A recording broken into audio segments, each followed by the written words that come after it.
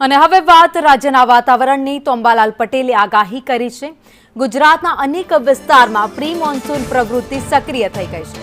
દક્ષિણ સૌરાષ્ટ્ર ઉત્તર ગુજરાતમાં વરસાદની આગાહી કરાઈ તો 22 એપ્રિલથી ગરમીમાં વધારો થશે। મધ્ય ઉત્તર અને સૌરાષ્ટ્રમાં તાપમાન વધશે।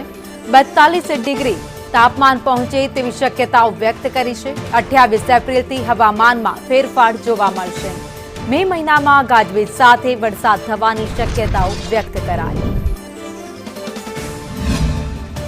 તારીખ 22 કે 23 થી ગરમી વધવાની શક્યતા છે અને પુનઃ હવામાનમાં મહત્તમ તાપમાન 42 ડિગ્રી સેલ્સિયસ જેવું અને મધ્ય ગુજરાતના ભાગમાં 42 થી વધુ થઈ જવાની શક્યતા રહે।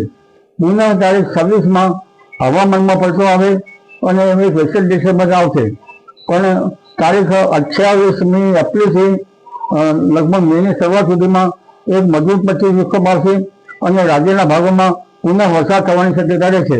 તારીખ 19, 20, 21 તારીખ સુધીમાં ક્યાંક 22 તારીખ સુધીમાં રાજ્યના ભાગમાં પ્રી મોન્સૂન એક્ટિવિટીનો વરસાદ થવાની શક્યતા રહેશે। દેશના ઉત્તરીય પર્વતીય પ્રદેશોમાં બરફવર્ષા થવાની શક્યતા રહેશે। ક્યાંક લગભગ કરા પડવાની શક્યતા રહેશે।